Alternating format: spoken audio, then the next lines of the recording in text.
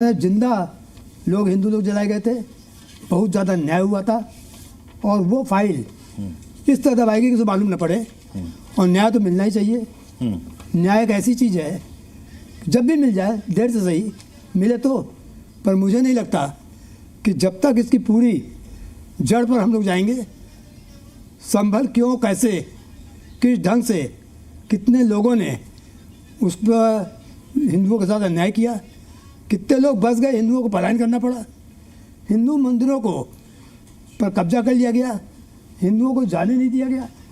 आज भी मंदिर मिल रहे हैं, बराबर मिल रहे हैं, कल भी मिला है।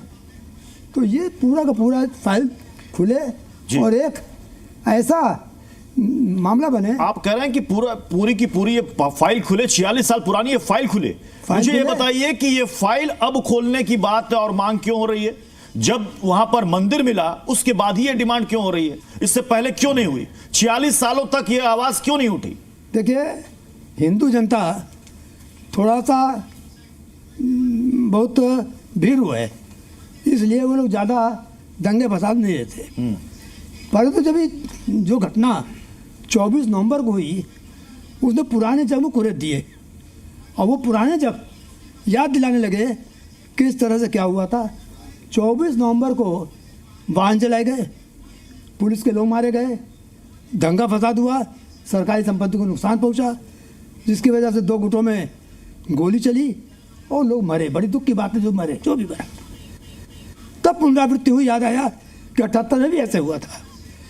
और 78 जो घटना थी 76 में भी हुआ था, आप भूल गए। चलो 76 का नहीं बताओगे आप, मुझे मालूम। अरे मैं 78 76 अगर ढंग की बात करूं मालूम है आप तो 47 में अगर कमरा से सुनना चाहते हैं तो हम लोग भूल चुके हैं इस बात को। 47 में पाकिस्तान से हिंदुओं की लाशें आई थी, कश्मीर में हिंदुओं का कश्मीर में हिंदुओं का अन्याय हुआ था। कितना अन्याय हिंदुओं के साथ हुआ है स्वतंत्र भारत में। तो हिंदू ऐसे होते तो आप यहाँ बैठे नहीं होते, सारी बातें पूरे नहीं होते। हमारे साथ एक पीड़ित भी हैं, जरा ये बताइए कि 1978 में जिसकी चर्चा सबसे ज्यादा हो रही है, संभल दंगे की, आपको कुछ याद है क्या हुआ था? मैं उस परिवार में पैदा हुआ हूँ जिस परिवार ने दंश झेला। हमारे पापा, हमारी मम्मी, हमारे ताऊ, हमारी ताई, हमारे चाचा चाची सब मतलब विरक्त हो गए, एक दूसरे से अलग अलग हो गए। ताऊ ताई हमारे हरिद्वार चले गए और चाचा चाची हमारे अलीगढ़ चले गए। हम लोग पूर्वी कोट में आके, हमारे पापा और मम्मी जो है पूर्वी कोट में रहने लगे। हमारी दुकान में आग लगाई गई, हमारा पूरा परिवार उजाड़ दिया गया। उस वक्त मंजर शफीक और दादरी नाम, जो हमारा परिवार कभी बच्चा भी नहीं भूल पाएगा उसका, उन दोनों नामों को जिन्होंने हमारी दुकानों में आग लगाई, उनको कभी नहीं भूल सकते। अश्विनी जी, अभी चूंकि मैंने एक सवाल हरिशंकर जैन जी से पूछा था तो इन्होंने कहा कि बिल्कुल राजनीतिक रूप से ये एजेंडे के तहत किया जा रहा है। 46 साल पुराने जख्म को कुरेदा जा रहा है, जानबूझ करके माहौल बिगाड़ना। पार्टी किसकी थी? ये कह रहे हैं हाँ हुआ, दंगा हुआ, ये मान रहे हैं। ये कह रहे दोनों पक्षों के लोग मारे गए, लेकिन बात यहां पर सिर्फ एक ही पक्ष की हो रही, हिंदू पक्ष की। देखिए, मैं तो बड़ी सीधी सी बात कहूंगा, अगर दोनों पक्षों ने मारे गए थे तो एक आध मुस्लिम ही पलायन करना चाहिए था। हिंदू तो 100% पलायन कर गए और मुस्लिम एक भी नहीं पलायन किया, फिर दोनों कैसे मारे गए? मैं बार बार कहता हूं, एक बार सुन लीजिए भाई, सुन लीजिए आप, सुन लीजिए, बताइए ना। एक बात अच्छी तरीके समझ लीजिए, वो सोच जब तक नहीं खत्म होगी शांति नहीं आ सकती है। एक देश था पर्शिया, 90% पारसी थे, 5000 घुसपैठिए गए, उन्होंने 50 साल के अंदर पर्शिया को ईरान बना दिया। और चूंकि लड़ने की आदत है तो लड़ते रहेंगे। जब पारसी खत्म हो गए तो आपस में लड़ने लग गए, तो ईरान और इराक बन गया, एक शिया बहुल बन गया, एक सुन्नी बहुल बन गया। अरे आपको हिस्ट्री आज सोमाली, अरे सुनिए हिस्ट्री बता रहा हूं,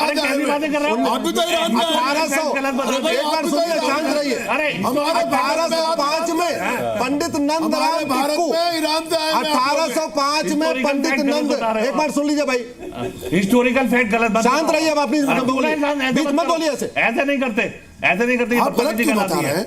ऐसे नहीं करते। सही बताइए।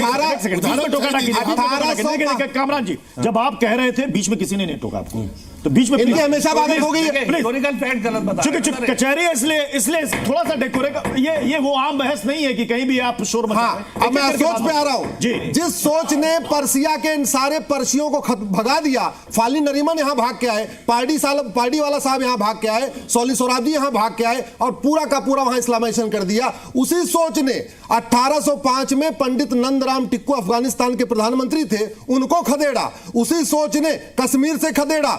उसी सोच ने आपके बांग्लादेश से आज खदेड़ रहा है। वही सोच ऐसी है जिसके कारण पूरी दुनिया में अशांति हुई है। वो जो सोच है ना, मैं पाक तू नापाक, मैं नेक वाला तू काफिर, मैं जायज तू नाजायज, ये जो सोच है, ये सोच पूरी दुनिया में परेशान कर रही है। और देखिए 1947 में अभी पाक नापाक के आधार पे पाकिस्तान बना लिया, और उसके बाद क्या हुआ? कहां नहीं दंगा हुआ? भारत के ऐसा कौन सा राज्य है जहां बात बात पे दंगा नहीं होता? कभी मुहर्रम का जुलूस रोका गया क्या? पत्थरबाजी किस पे होती है? शिवरात्रि पे। पत्थरबाजी कब होती है? रामनवमी में। पत्थरबाजी कब होती है? हनुमान जी की यात्रा में। पत्थरबाजी कब होती है? लोगों का त्योहार होता है। मैं अब जज साहब से अनुरोध करूंगा कि सर, मैं कटघरे में मुस्लिम पक्ष की तरफ से मौलाना साजिद रशीदी जी को बुलाना चाहता हूं। प्लीज साजिद रशीदी जी, हरिशंकर जैन जी, प्लीज आप बाहर आ जाएं और आकर के अपने स्थान में बैठ जाएं। आइए साजिद रशीदी जी। अब सवाल यहां पर मूल ये उठ रहा है, और सबसे बड़ा सवाल यही है इस कचहरी में, इस मुकदमे में, कि क्या 1978 के दंगा पीड़ितों को इंसाफ मिला? क्या इस मामले की फाइल फिर से खुलनी चाहिए? खुल गई तो क्या इंसाफ मिलेगा? इतने दिनों तक इंसाफ क्यों नहीं मिला? मौलाना साजिद रशीदी जी, अगर 1978 संभल दंगे की फाइल खुलती है तो किसी को कोई दिक्कत या परेशानी तो नहीं? नहीं, हमें क्या दिक्कत है? ये 1978 की भी खोलें, 1947 की भी खोलें, और जोन सी चाहे, ये तो खोल ही रहे हैं। ये तो अभी सुप्रीम कोर्ट ने थोड़ा सा अंकुश लगाया है जिससे खामोश हुए हैं। अब संभल का विवाद शुरू कर दिया। अब आप देखिए कितनी बड़ी विडंबना है इस देश की। संभल का जो मंदिर है सर, सीएम योगी विधानसभा में खड़े होकर कहते हैं कि हम मानते हैं कि मुसलमानों ने मंदिर को हाथ नहीं लगाया। विधानसभा में सीएम बोल रहा है। क्या भाई, क्या कहा? किस बात ने क्या कल बोला, कल क्या बोल रहे? पता नहीं कौन कौन से शब्द लेके आ जाते हैं। बोलने वाला कानून में जाता है, तो जन्नत कभी नहीं जाता। झूठ बोलने वाला पूरा नहीं बोला ना, पूरा मंदिर ढक दिया। सर मुझे बोलने की इजाजत है। 1978 सर मुझे बोलने की इजाजत है। पीड़ित परिवार से हैं। सर मुझे बोलने की इजाजत है। आप जो कहना चाह रहे हैं बोल ही नहीं पा, बोलिए बोलिए बोलिए बोलते रहेंगे। बोलिए बोलिए कर रहे हैं तो एविडेंस सामने लेके आया करें। बोलिए, एक सेकंड रशीदी जी को आजाद है इस प्रकार के अलग-अलग प्रलाप करने की। बोलिए बोलिए। देखिए मैं अगर झूठ बोल रहा हूं तो विधानसभा का सत्र तो झूठ नहीं बोलेगा। विधानसभा का सत्र बाकायदा सीएम योगी ने इस बात को कहा। दूसरी बात, जो रस्तोगी खानदान, उस मंदिर का मालिक मुतवल्ली धर्मेंद्र रस्तोगी और उनके बेटे ने एक बहुत बड़े चैनल के सामने आकर साफ तौर से कहा कि इसकी चाबियां आज तक हमारे पास हैं, हम लेकर गए थे, पता नहीं कहां से, और हमने पलायन नहीं किया। सामने मंदिर में कब्जा था, सामने मंदिर में कब्जा था। क्या बात कर रहे? नहीं, शर्म नहीं आ रही। आप कह रहे हैं कि वहां पर हिंदुओं ने, सर मुझे बोलने की इजाजत है। एक सेकंड सर मुझे इजाजत है बोलने की। साजिद रशीदी जी, ये मुझे बोलने नहीं देंगे क्योंकि इनका झूठ की पोल खुल रही है। खदेड़ दिए गए वहां से। एक सेकंड साजिद रशीदी जी, साजिद रशीदी जी, साजिद रशीदी जी, मार के खा दिया। आज भी बैठ के आज भी कोई घुस के राजी नहीं है। एक सेकंड जज साहब, इनको कचेरी का डेकोरम पता नहीं सर। आप एक एफआईआर की कॉपी मुझे दिखा दो अपने खानदान की। एफआईआर की कॉपी आपके पास? एफआईआर की कॉपी निकालो। आपके बाप के नाम से, आपके चाचा के नाम से, आपके दादा के नाम से। देख लो किसके नाम से? कौन है ये कौन है? किसके नाम से है? अरे किसके नाम से है? नाम बताओ ना। बेशर्मी की पराकाष्ठा है। इनको दिखा दीजिए। अच्छा ये बताओ, ये तो संभल के, आप संभल के हो क्या? आप संभल के हो? शोर ये मचाने तो संभल के हैं, तो बोल नहीं, ये झूठ बोल रहे हैं। आप संभल के हो? आपको संभल की पूरी बात कैसे पता होगा? आप संभल के हो? इनके बाप है, आपको कैसे पता? ये आपने कहा ना कि एक एफआईआर, एक शिकायत, एक तहरीर, ये दिखा रहे हैं। मैंने क्या बोला? ये देखिए, मैंने क्या ये देखिए, आपके सामने दिखा रहे हैं। ये जज साहब को दिखाओ एविडेंस। किसकी तरफ से? ये जज साहब एविडेंस ये इनके बाप है, चाचा है। कचहरी में बैठ रहे हैं, एफआईआर से क्या होता है? आप सेकंड कह रहे हैं इधर से कि एफआईआर से क्या होता है कचहरी में बैठ के? सर इनके बाप है, चाचा है। एफआईआर के बाद में इन्वेस्टिगेशन होता है। नहीं, नहीं, नहीं, इन्वेस्टिगेशन हो कैसे ये जज साहब के सामने इस मुकदमे में जज साहब के सामने, चूंकि यहाँ पर कटघरे में बैठे मौलाना साजिद रशीदी ने कहा कि आपके पास कोई भी एक शिकायती पत्र, FIR कुछ लिखित हो, तो ये इन्होंने दिखा दिया। आपकी तरफ से, इनके चाचा की तरफ से, पिताजी की तरफ से दुकान इनकी थी, नहीं, इनके पिताजी की तरफ से नहीं है। तो क्यों नहीं आप मैं दावा करता हूँ इनके पिताजी की तरफ से FIR नहीं है, इनके चाचा की तरफ से FIR नहीं है। इन्होंने कहा हमारी दुकान लूटी, अपने बाप की तरफ से FIR दिखाओ। सामने बैठे हैं, लोग भी चोट खाते होंगे, दवाइयां लेते होंगे। एक सेकंड मेरा मानना, जब 1978 दंगों की बात हो रही है भाई, तो भाई 10 सेकंड, उनके पीड़ितों की भी आवाज सुननी जरूरी है। 10 सेकंड, कई पीड़ित सामने आए हैं, उन्होंने क्या कहा है, अपना क्या दर्द बयां किया है, वो भी एक बार सुन लेते हैं। हातिम सराय में जाते हैं तो पुलिया है वहाँ महेश MLA के सामने नाले पर, एक तरफ रास्ता इकबाल साहब की तरफ जाता है, हकीम रईस की तरफ जाता है। तो उस जगह बाप बेटे साइकिल से जा रहे थे, बेटे को खींच लिया और बेटे को खींच के किले के अंदर ले गए। उसकी डेड बॉडी भी बोरे में भरी मिली और बाप जो है वो रोता चीखता चिल्लाता हुआ, महेश जी MLA वहाँ रहते थे, उनकी तरफ गया कि मेरे बेटे को खींच ले गए। उसका डेड बॉडी भी हाथ नहीं आई। ऐसा बताते हैं कि उस समय 28-30 लोग वहां मारे गए। रशीदी जी देखिए, कह दीजिए कि ये सारे बुजुर्ग जो है, ये सारे बुजुर्ग भी जो है ये झूठी बोल रहे हैं। देखिए, जब दंगा होता है इस तरह की चीजें तो होती है, तो आम बात है, इसमें कोई बहुत बड़ी बात आपने नहीं बताई। सुन लीजिए, ये कोई बहुत बड़ी बात नहीं। और कौन मरे सर, थे मेरा कहना, अरे भाई कामरान भाई, किसी मुस्लिम ने FIR किया, किसी मुस्लिम ने FIR किया, इनको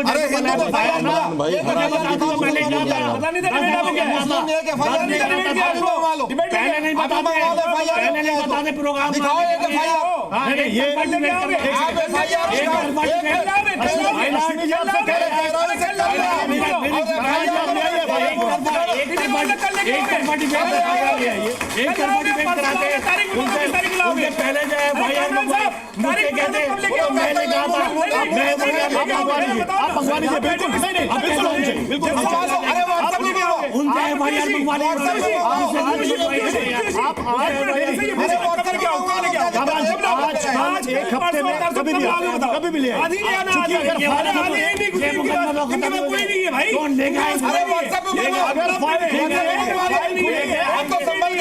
पूरी बात तुमने बचाया था भाई, आतंक आपने किया, उनको पहले से इंटीमेट किया FIR लाने के लिए। आप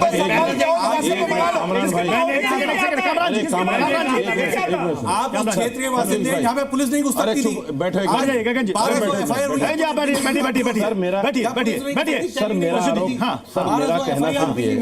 मेरा कहना सिर्फ ये है, मैंने एक बात कही, उसका जवाब इनके पास नहीं है। इन्होंने कहा हमारी दुकान लूटेगी, इनके बाप की तरफ से कोई FIR हो दिखा दो, अरे भाई इनके चाचा की तरफ से हो तो दिखा दो। ये क्या है ना, वो स्थिति है कि वास्तविक FIR है, लेकिन उनके बाप की तरफ से नहीं है, उनके चाचा की तरफ से नहीं है। साहब के सामने पेश कर झूठ बोल रहा है, ऐसे बोलाना है, FIR तो होंगी, जब झगड़ा होगा, दंगा होगा, तो FIR तो होंगी, हमारी तरफ से भी होंगी, उनकी तरफ से भी होंगी, लेकिन झूठ फैलाना। आपको मालूम है एकमात्र medical store Kumar medical store के नाम से हमारा कोई मेडिकल स्टोर नहीं था।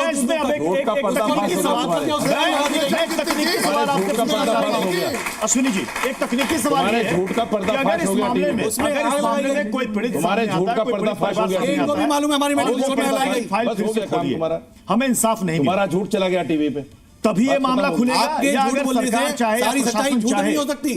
पुराने फाइलों को रिव्यू करे और उसे ऐसा लगे कि कहीं कोई लापरवाही या चूक रह गई है, तो वो भी खोल सकता है। देखिए, भारत के संविधान के अंतर्गत right to justice fundamental right है जी। तो पीड़ित भी जस्टिस मांगे तो भी फाइल खुल सकती है। ओके। और सरकार अपनी तरफ से सुनिश्चित करना चाहे, चूंकि मास मर्डर हुआ है, मास वहां एक्सोडस हुआ है, वहां सामूहिक पलायन हुआ है, तो सरकार चाहे तो अपनी तरफ से भी बाकायदा कमीशन बना सकती है, एक SIT बना सकती है और पूरे के पूरे मामले को दोबारा खोल सकती है। इसमें कोई दिक्कत नहीं। उनके पता नहीं कौन कौन से बड़े मुद्दे। मैं साहब आपसे गुजारिश करूंगा कि अनुमति दे। रशीदी जी, आप प्लीज कटघरे से आ जाए। मैं हरिशंकर जैन जी एक बार फिर से आपको कटघरे बुलाना चाहता हूं, प्लीज प्लीज कृपया। इनको ज्यादा हरिशंकर जैन प्लीज आइए। हरिशंकर जैन जी आइए। चूंकि अभी साजिद रशीदी जी ने कई सारे यहां पर जवाब, और इन्होंने कहा कि कोई एविडेंस हो जो लाया जाए। ये कह रहे हैं कई सारे मामले सामने आए, इन्होंने 3-4 उदाहरण भी दिए जहां पर ये बता रहे हैं कि वहां के कुछ लोगों का कहना है ये जो 46 साल कहा जा रहा है, ऐसा है नहीं। 2006 तक आखिरी बार वहां पर पूजा हुई और खुद हिंदुओं ने वहां पर ताला लगाया। देखिए, अभी भी चाबी उनके पास। जी, झूठ पर पर्दा डालना कोई लोग से सीखे। मैं क्लिपिंग दिखा दूं आपको। टोटल झूठ का पुलिस लाइन के पास होता आप है। एक FIR मंगवा दो बस। आप WhatsApp पे एक FIR मंगवाओ मुसलमानों की तरफ से। थोड़ी आएगी। अरे मंगवा लो, आप तो संभल के रहने वाले हो, आप संभल के रहने वाले मंगाओ, जैसे ये लेके आए आप भी मंगाओ, आप तो संभल के रहने वाले हो।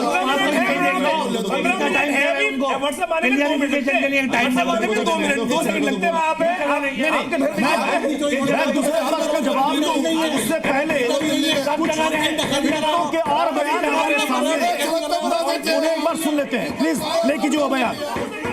नखासा क्षेत्र में काफी ज्यादा पब्लिक जो है इकट्ठी होकर, और उन्होंने जो लोग हिंदू लोग जो थे घिरे हुए थे, उन लोगों को बनवारी लाल जी की फड़ के पास में सब्जी मंडी एरिया में जो लोग सब्जी खरीदने, सुबह का टाइम होता है, पब्लिक बहुत होती है, तो उन लोगों को वहीं घेर लिया गया और वहीं जो है जिंदा जला दिया गया। यही मन लगता था कि किसी बच्चे को गाँव की सब्जी लेने भी कोई नहीं जाता था। सब्जी वाले मंडी में भी कोई सब्जी वाले नहीं बैठते थे, कोई हिंदू वाले खाता ऐसे ही कैसे से ब्रेड ले लिया, कहीं किसी गली में चले गए, वहां पे दुकानें थी गलियों में, वहां से खरीदारी कर ली, इस तरह से काटा। असादी साहब, कई पीड़ित ये कह रहे हैं कि बनवारी लाल, इनका नाम बार बार आ रहा है, ये वो थे जिन्होंने कई लोगों को मदद की, कई लोगों की आर्थिक मदद भी करते थे, लेकिन दंगे वाले दिन इनको भी बेरहमी से मार दिया गया, काट के और 24 लोगों को, 24 हिंदुओं को वहां पर जला दिया गया। कई ऐसे बयान सामने आए हैं, जिंदा सारे बयान मेल खाते हैं। असादी साहब कह दीजिए ये भी झूठ है। देखिए, इतना प्यार था संबल में, इतनी मोहब्बत थी, मतलब पंथ चरण सिंह ने आग लगाई उसकी मिसाल नहीं मिलती। चौधरी चरण सिंह मुर्गी की टांग के साथ, जैसे मुर्गी की टांग के साथ प्यार करते हो, बकरी पालते हो, बकरी को पालते हो, जैसे उसको हलाल कर देते हो, उसको ऐसे ही प्यार था।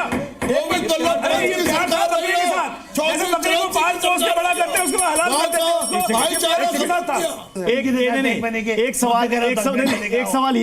सवाल ये है असादी साहब कि जो डेमोग्राफी बदलने की बात हो रही है कि 1947 में जो वहां पर पॉपुलेशन थी हिंदू और मुस्लिमों की, उसके बाद हिंदुओं की पॉपुलेशन घट के काफी कम हो गई है, और अभी जो आंकड़े वो बताते हैं मात्र 15 से 20% के आसपास। 55 से 45%। नहीं, मैं अभी की बात कर रहा हूं, अभी की बात कर रहा हूं, वो 15 से 20% के बीच में सारे हिंदू। तो ये डिक्लाइन ये क्यों भगा देते हो? मैं मेरा सवाल भगा देते हो भाई साहब। अभी असादी साहब ने कहा था ना कि प्यार की मिसाल है, इतना प्रेम भाईचारा, तो वहां से प्यार की मिसाल के मैं अच्छा उदाहरण दिया।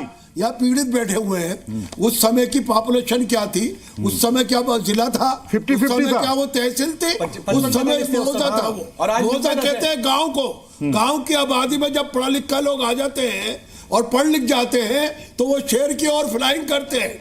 वहां कोई दंगल से मुतासिर होके वहां से फ्लाइंग नहीं किया गया, वहां से हिजरत नहीं की गई है। ये कह रहे हैं अगर शहर उदाहरण दे रहे हैं, लोग ईरान से भाग के क्यों आए? जमीन थोड़ी पलायन करता है, जमीन थोड़ी पलायन करता है। अब वहाँ आलीशान कोठियां होने वाली है। मैं पूछ रहा हूँ क्या हुआ? नहीं, आप कह रहे हैं कि हिंदुओं ने दंगे के बाद डर के माहौल में पलायन किया, वो कह रहे हैं कि शहर में रोजी रोटी की तलाश में नहीं हो सकती, नहीं हो सकती। वो सही कह रहे, भाईचारा है, भाईचारा वहाँ पे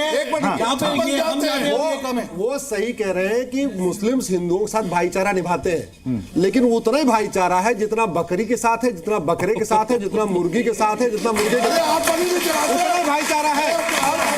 जैसे आप पहले बकरी से प्यार करेंगे, पहले बकरी से प्यार करेंगे और फिर बकरी का क्या करते हैं? अब हमारे केवल 1400 साल थे, तो पहले से इनका हिंदुओं से उतना प्यार है जितना मुर्गा मुर्गी बकरा बकरी से। आप तो कहते हो हम हजारों वर्ष पुराने, हिंदू धर्म से वाबस्ता है। अरे 500 साल पहले बाबर ने कन्वर्ट किया, बाबर ने कन्वर्ट किया।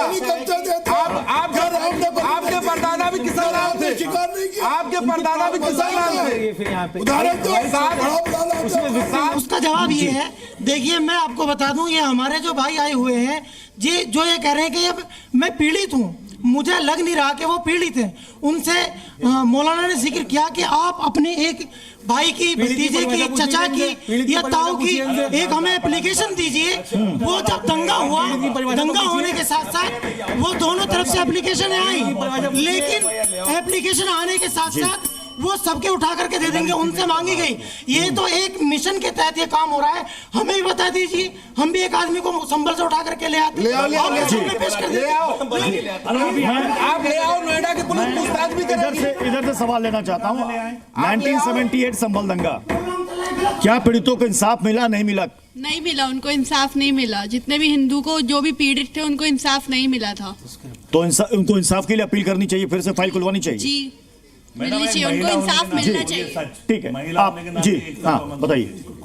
सर मेरा नाम साक्षी है, और सर मैं एक बात कहना चाहूँगी, आप लोग यहाँ हिंदू मुस्लिम करने की बजाय आप लोग ये देखें कि यहाँ पे जो पीड़ित हैं, चाहे वो हिंदू हो चाहे वो मुस्लिम हो, आप उनकी सुविधा देखो। अब उनके लिए आप लड़ोगे तो ज़्यादा अच्छा लगेगा, हिंदू मुस्लिम के लिए लड़ोगे तो आप अच्छा नहीं लग रहा है बिल्कुल भी।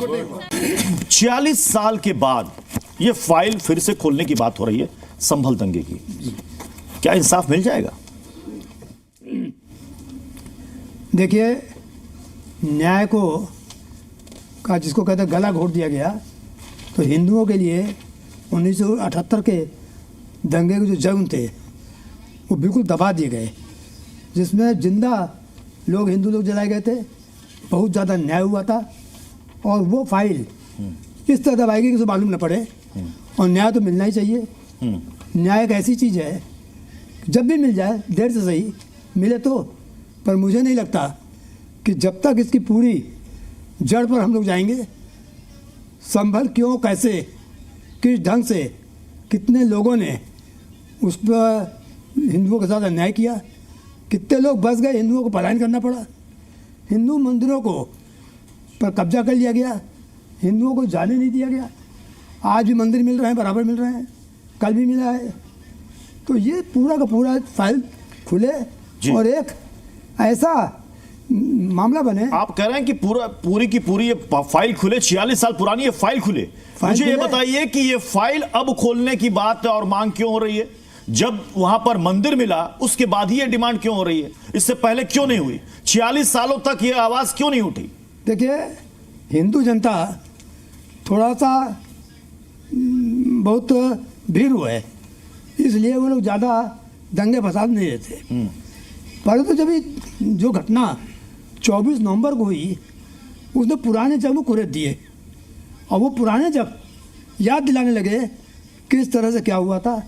24 नवंबर को वाहन चलाए गए, पुलिस के लोग मारे गए, दंगा फसाद हुआ, सरकारी संपत्ति को नुकसान पहुंचा, जिसकी वजह से 2 गुटों में गोली चली और लोग मरे। बड़ी दुख की बात है, जो मरे, जो भी मरा।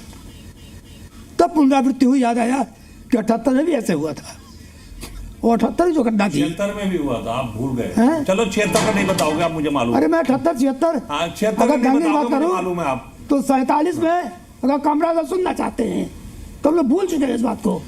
47 में पाकिस्तान से हिंदुओं की लाशें आई थी, कश्मीर में हिंदुओं का कश्मीर में हिंदुओं का अन्याय हुआ था। कितना अन्याय हिंदुओं के साथ हुआ है इस स्वतंत्र भारत में। तो हिंदू ऐसे होते तो आप यहाँ बैठे नहीं होते, सारी बातें कुरेद नहीं रहा हूं। हमारे साथ एक पीड़ित भी हैं, जरा ये बताइए कि 1978 में जिसकी चर्चा सबसे ज्यादा हो रही है संभल दंगे की, आपको कुछ याद है क्या हुआ था? मैं उस परिवार में पैदा हुआ हूँ जिस परिवार ने दंश झेला। हमारे पापा, हमारी मम्मी, हमारे ताऊ, हमारी ताई, हमारे चाचा चाची सब मतलब विरक्त हो गए, एक दूसरे से अलग अलग हो गए। ताऊ ताई हमारे हरिद्वार चले गए और चाचा चाची हमारे अलीगढ़ चले गए। हम लोग पूर्वी कोर्ट में आके, हमारे पापा और मम्मी जो है पूर्वी कोर्ट में रहने लगे। हमारी दुकान में आग लगाई गई, हमारा पूरा परिवार उजाड़ दिया गया। उस वक्त मंजर शफीक और दादरी नाम, जो हमारा परिवार कभी बच्चा भी नहीं भूल पाएगा उसका, उन दोनों नामों को जिन्होंने हमारी दुकानों में आग लगाई, उनको कभी नहीं भूल सकते। अश्विनी जी, अभी चूंकि मैंने एक सवाल हरिशंकर जैन जी से पूछा था, तो इन्होंने कहा कि बिल्कुल राजनीतिक रूप से ये एजेंडे के तहत किया जा रहा है। 46 साल पुराने जख्म को कुरेदा जा रहा है जानबूझ करके, माहौल बिगाड़ जनता पार्टी किसकी थी? ये कह रहे हैं हाँ हुआ, दंगा हुआ, ये मान रहे हैं। ये कह रहे दोनों पक्षों के लोग मारे गए, लेकिन बात यहां पर सिर्फ एक ही पक्ष की हो रही, हिंदू पक्ष की। देखिए, मैं तो बड़ी सीधी सी बात कहूंगा, अगर दोनों पक्षों ने मारे गए थे तो एक आध मुस्लिम ही पलायन करना चाहिए था। हिंदू तो 100% पलायन कर गए और मुस्लिम एक भी नहीं पलायन किया, फिर दोनों कैसे मारे गए? मैं बार बार कहता हूं, एक बार सुन लीजिए भाई, सुन लीजिए आप, पॉपुलेशन सुन लीजिए, बताइए ना। एक बात अच्छी तरीके समझ लीजिए, वो सोच जब तक नहीं खत्म होगी शांति नहीं आ सकती है। एक देश था पर्शिया, 90% पारसी थे, 5000 घुसपैठिए गए, उन्होंने 50 साल के अंदर पर्शिया को ईरान बना दिया। और चूंकि लड़ने की आदत है तो लड़ते रहेंगे। जब पारसी खत्म हो गए तो आपस में लड़ने लग गए, तो ईरान और इराक बन गया, एक शिया बहुल बन गया, एक सुन्नी बहुल बन गया। अरे आपको हिस्ट्री आज सोमाली, अरे सुनिए हिस्ट्री बता रहा हूं, 1800, एक बार सुनिए, शांत रहिए। 1805 में पंडित नंदराम टिक्कू, 1805 में पंडित नंद, एक बार सुन लीजिए भाई, हिस्टोरिकल फैक्ट गलत, शांत रहिए आप, अपनी बीच मत बोलिए ऐसे, ऐसे नहीं करते, ऐसे नहीं करते, आप गलत क्यों बता रहे हैं? ऐसे नहीं करते। सही बताइए। कामरान जी, जब आप कह रहे थे बीच में किसी ने नहीं टोका आपको, तो बीच में इनकी हमेशा बात हो गई है। हिस्टोरिकल फैक्ट गलत बता रहे हैं। कचहरी है, इसलिए थोड़ा सा डेकोरेट, ये वो आम बहस नहीं है कि कहीं भी आप शोर मचा रहे हैं। अब मैं सोच पे आ रहा हूं जी। जिस सोच ने पर्सिया के इन सारे पर्सियों को भगा दिया, फाली नरीमन यहां भाग के आए, पार्टी वाला साहब यहां भाग के आए, सौली सोराबजी यहां भाग के आए और पूरा का पूरा वहां इस्लामाइजेशन कर दिया। उसी सोच ने 1805 में पंडित नंदराम टिक्कू अफगानिस्तान के प्रधानमंत्री थे, उनको खदेड़ा। उसी सोच ने कश्मीर से खदेड़ा, उसी सोच ने आपके बांग्लादेश से आज खदेड़ रहा है। वही सोच ऐसी है जिसके कारण पूरी दुनिया में अशांति हुई है। वो जो सोच है ना, मैं पाक तू नापाक, मैं नेक वाला तू काफिर, मैं जायज तू नाजायज, ये जो सोच है, ये सोच पूरी दुनिया में परेशान कर रही है। और देखिए 1947 में अभी पाक नापाक के आधार पे पाकिस्तान बना लिया, और उसके बाद क्या हुआ? कहां नहीं दंगा हुआ? भारत के ऐसा कौन सा राज्य है जहां बात बात पे दंगा नहीं होता? कभी मुहर्रम का जुलूस